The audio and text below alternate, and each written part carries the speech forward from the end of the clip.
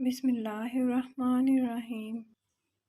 قاضی عمر بن ابی لیلہ اپنے دور قضاء کا ایک حیرت انگیز واقعہ بیان کرتے ہوئے کہتے ہیں کہ ایک دن میں اپنی مجلس قضاء میں بیٹھا ہوا تھا۔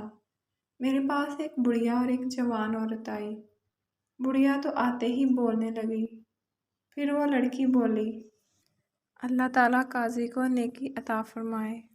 اسے کہیے کہ یہ چپ ہو جائے، میں اپنی اور اس کی بات کروں گی۔ اگر میں کہیں بھی غلطی کروں تو یہ بڑھیا مجھے ٹوک دے۔ قاضی نے بڑھیا کو خاموش کرایا۔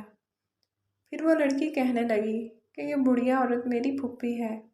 میرے والد مجھے ان کی نگرانی میں چھوڑ کر وفات پا گئے تھے، تو اس نے میری تربیت کی اور اچھی تربیت کی۔ جب میں جوان ہو گئی تو اس نے مجھ سے پوچھا کہ شادی کے بارے میں تمہارا کیا خیال ہے؟ تو میں نے کہا کہ مجھے کوئی اعتراض نہیں، اور اس طرح ہر لڑکی کے ساتھ ہوتا ہے۔ تو اس نے میری شادی ایک زرگر یعنی سنار سے کر دی۔ وہ سنار اور میں گویا دونوں پھول تھے۔ وہ سمجھتا تھا کہ اللہ تعالیٰ نے میرے علاوہ کوئی اور نہیں بنائی، اور میں بھی یہ سمجھتی تھی کہ ان کے علاوہ اللہ نے کوئی پیدا نہیں کیا۔ روزانہ بازار جاتا اور کما کر شام کو گھر لوٹ آتا۔ میری پھوپھی نے جب ہم دونوں میں ایک دوسرے سے اتنا لگاؤ دیکھا تو یہ حسد میں مبتلا ہو گئی۔ ایک دن اس نے اپنی بیٹی کو خوب بناؤ سنگار کیا اور میرے شوہر کے آنے کے وقت اسے میرے پاس بھیجا۔ تو میرے شوہر کی جب اس پر نظر پڑی تو اس نے میری پھوپھی سے اس کا رشتہ مانگا۔ اس نے کہا کہ ایک شرط ہے، وہ یہ کہ تو اپنی بیوی یعنی تیرا کام معاملہ میرے ہاتھ میں دے دے۔ میرے شوہر نے کہا میں اس کا معاملہ تیرے سپرد کر دیا۔ تو پھوپھی نے کہا کہ میں نے اسے 3 طلاق دے دی۔ اس کے بعد پھوپھی نے اپنی بیٹی کا نکاح اس زرگر کے ساتھ کر دیا اور وہ اس کے ساتھ بھی اسی طرح رہنے لگا۔ صبح جاتا اور شام کو لوٹ آتا۔ جب میری عدت گزری تو میں نے اسے کہا، پھوپھی جان، اگر آپ اجازت دیں تو میں آپ کا گھر چھوڑ کر کہیں اور منتقل ہو جاؤں۔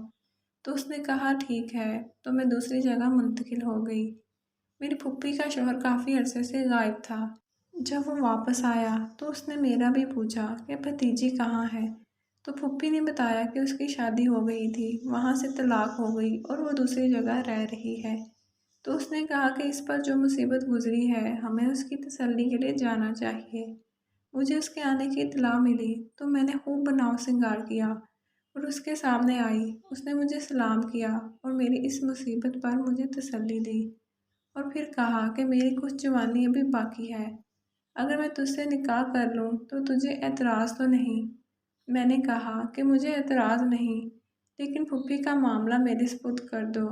اس نے میرے سپرد کر دیا تو میں نے اسے 3 طلاقیں دے دی ہیں۔ چنانچہ وہ پھر کسی مسافر کی طرح اپنا سامان لے کر میرے گھر منتقل ہو گیا۔ اس کے پاس 6000 درہم بھی تھے۔ کچھ عرصے میں وہ میرے ساتھ رہا اور بیمار ہو کر مر گیا۔ جب میری عدت گزری تو میرا پہلا شوہر آیا اور تعزیت کی۔ جب مجھے اس کے آنے کا معلوم ہوا تو میں نے خوب بناؤ سنگار کیا۔ پھر اس کے سامنے آئی۔ اس نے مجھ سے کہا، اے فلانی، تجھے معلوم ہے کہ مجھے دنیا میں تو سب سے زیادہ محبوب اور عزیز تھی، اور اب تو رجوع کرنا بھی ہمارے لیے حلال ہو گیا ہے، تمہاری کیا رائے ہے؟ تو میں نے کہا مجھے کوئی اعتراض نہیں، مگر میری پھوپھی کی بیٹی کا یعنی تمہاری بیوی کا معاملہ میرے ہاتھ میں دے دو۔ تو اس نے اس کا معاملہ میرے ہاتھ میں دے دیا تو میں نے اسے 3 طلاقیں دے دیں۔ یہ سن کر بڑھیا اچھل پڑی، فوراً بولی، اللہ تعالیٰ قاضی کو نیکی عطا فرمائے۔ میں نے تو اس کے ساتھ ایسا ایک ہی بار کیا تھا، جبکہ اس نے 2 بار کیا ہے۔ پھر قاضی عمر بن محمد ابی لیلہ نے کہا، ایک کے بدلے ایک، اور ابتدا میں ظلم کرنے والا بڑا ظالم ہوتا ہے، چل اپنے گھر جا۔